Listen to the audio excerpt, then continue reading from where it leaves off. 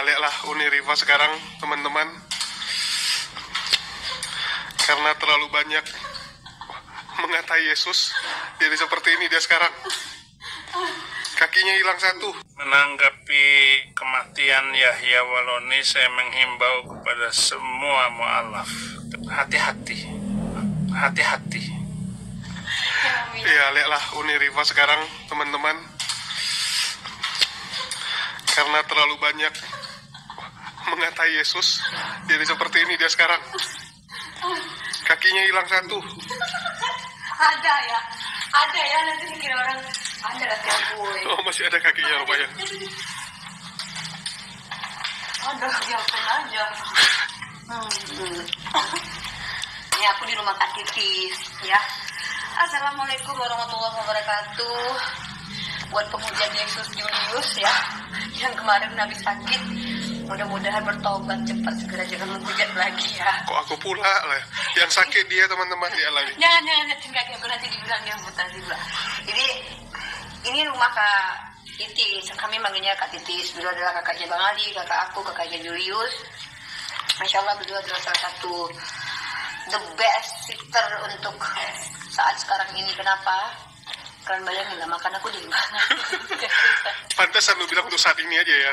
Dan untuk saat ini, pas di time ini, Oh, di time ini. dialah yang aku susahin gitu. Yang susahin. 3 kali loh. Iya, soalnya kalau besok nggak kasih dia makan lagi, berubah nih statementnya. Kalau kau pikir aku kayak kau, giliran dah lulus ininya lupa semakin lama. Nah, ini lari. Jadi gini guys, Kak Titis yang ngasih apa? Ini bukan masalah ngasih makan sebenarnya. Ngasih baju juga, ngasih jilbab juga. Banyak kali yang gue minta ya, orangnya dimisahin kali. Belum sadar kamu. Beliau nggak ngerasa disusahkan karena beliau udah terbiasa. Orang Rohingya aja ya beliau terima. Masa aku nggak mau diterimanya? Jangan ku tengok kakiku. Tengoklah rumahnya Kak Titis ini guys. Apa nggak gemuk aku di sini ya kan? Apa nggak gemuk aku di sini? Makan 3 kali sehari cukup. Lama-lama pengen dijadikan adik angkat kandungnya. Masukkan aku dalam daftar keluarga Kak. Memang ngerepotin satu manusia nih. Apa kau senang kok ya? Ya, sekarang pertanyaan yang paling banyak nih ditanyain nih. Apa benar Anda sedang terkena azab? Jadi kalau gini, kalau seandainya memang teman-teman kita Kristen mengatakan bahwa aku tuh diazab sama Yesus, maka selama ini benarlah pernyataan bahwa Yesus itu tidak mengajarkan ajaran kasih. Bayangin, aku cuma berdebat tentang dia aja, dia azab aku sampai begini. Aku lagi taruh di atas kursi didorong sama dia. Berarti dia nggak sekasih itu kalau memang dia yang mengazab aku gitu loh. Kau bayangin ya, Paulus aja yang membunuh, diampuni. Rambut aku kelihatan nggak dulu? Enggak. Nah, Paulus aja yang membunuh diampuni. Masa aku berdebat membela kehormatannya, diazab dia, didorongnya aku dari kursi. Pokoknya kalau misalnya ada orang Kristen yang bilang aku diazab Yesus, berarti kalian iyakan Yesus yang ngedorong aku. Nggak fair itu. Minimal kalau dorong aku nampak kalau wujudnya kan, biar bisa aku tanyain, ngapain aku didorong, apa salahku gitu. Nggak ada itu. Dengan mengatakan bahwa Yesus mengazab aku gara-gara aku berdebat, itu Bukan karena kamu mendebat, tapi karena kamu sering ngata-ngatai pendeta. lah. Apa pula? Kayak gini, yang paling tidak boleh itu menghujat Roh Kudus. Ya kan? Emangnya pendeta Roh Kudus? Pendeta punya Roh Kudus. Lah, dari mana kita tahu pendeta punya Roh Kudus? Banyak kan cerita mujur. Intinya gini, kalau ada orang Kristen yang mengatakan aku diazab sama Yesus, berarti kalian benarkan Yesus itu kejam. Sedikit ajab, Bukan kejam, tapi tegas. Apa pula tegas kayak gitu, dorong. Aku lagi pargoy di atas kursi, terus didorong sampai terkilir kakiku. Si Julius bohong gak sih, dibilang kaki aku patah ya guys. Loh, ini bukan patah ya? Enggak, jangan ku sempil-sempil kaki aku. Jelek kali soalnya kaki aku. Mak, legam hitam kayak gitu jadinya bengkak biru. Teman-teman ya, bukan cuman aku yang diazab sama Yesus kalau kita pakai paradigma diazab Yesus ya. Julius nggak lama setelah bikin konten kakiku patah, masuk rumah sakit dia. Aku nggak masuk rumah sakit, aku pergi ke rumah sakit untuk suntik vitamin, Gak beda. bisa ngomong dia, gara-gara sering menghujat jadi nggak bisa ngomong dia. Ya gitu, ya kan sayang. Ini namanya adalah Julius. Jul. Astaga. Yes. Oke, Jangan jadi asal ya. kabar tentang Uni Rifa kena azab tuh salah ya. Padahal semua orang udah bahagia banget nih. Ini Kak Titis ini kata aku ya, beliau adalah Masya Allah, bukti fillah, saudari fillah yang luar biasa, sangat respect terhadap para debater juga. Beliau sangat menghormati Bang Luma, menyayangi Bang Ali, karena Bang Ali adalah adiknya. Nah, sekarang kita kembali ke ini yang ditanyakan nih. Artinya menurut kamu ini bukan azab lah ya? Bukanlah, namanya kecelakaan, jadi setiap orang kecelakaan diazab gitu. Ya soalnya kan kamu ini adalah musuh besar ini bagi beberapa Polycardos. Mereka tuh mengajarkan ajaran kasih, iya atau enggak sebenarnya? Kasih lah, kasih mampus. Kalau memang begitu ya udah, kalau memang mereka bilang aku diazab Yesus ya udah, berarti mereka terima kenyataan bahwa Yesus itu tukang azab, bukan Tuhan yang maha kasih mengampuni musuh. Itu aja sih poinnya, Jul. Tapi mereka bilang bukan Yesus yang dorong, tapi setan yang dorong atas izin Yesus. Jadi maksudnya iblis minta izin sama Yesus gitu? Kurang ngerti juga. Nggak ada. Ini konsekuensi logik kalau seandainya dia mengatakan, orang-orang Kristen mengatakan Uni Rifa diazab Yesus, maka sudah fix bahwa Yesus itu tidak mengajarkan kasih.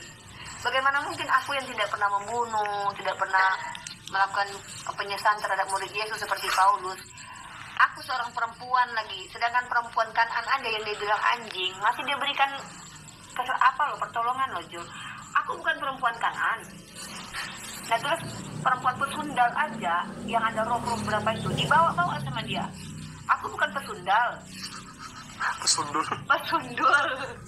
Aku cuma pesundul aja, itu pun sedikit-sedikit aja ya kan. Astagfirullah.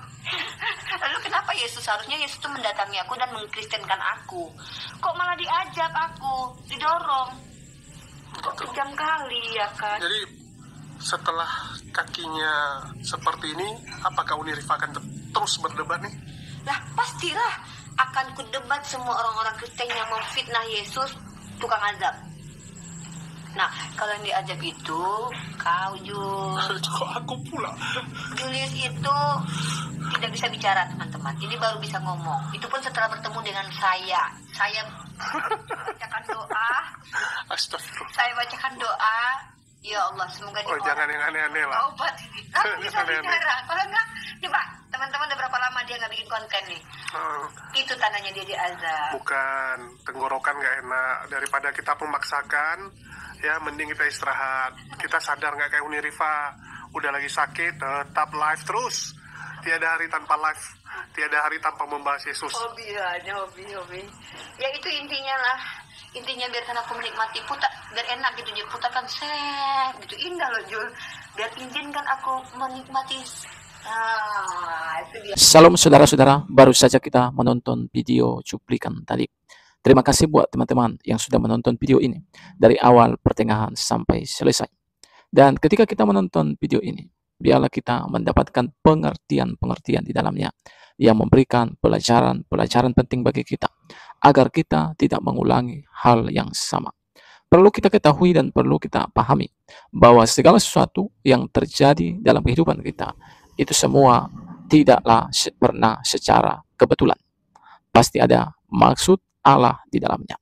Sebelum saya membahas tentang ini, saya mau sampaikan kepada kita firman Tuhan. Dalam 2 Petrus 3 ayat 10, firman Tuhan katakan bahwa Allah tidak lalai menepati janjinya. Walaupun ada orang menganggapnya suatu kelalaian, tetapi ia sabar terhadap kamu supaya jangan ada seorang pun yang binasa, tetapi supaya semua orang berbalik dan bertobat.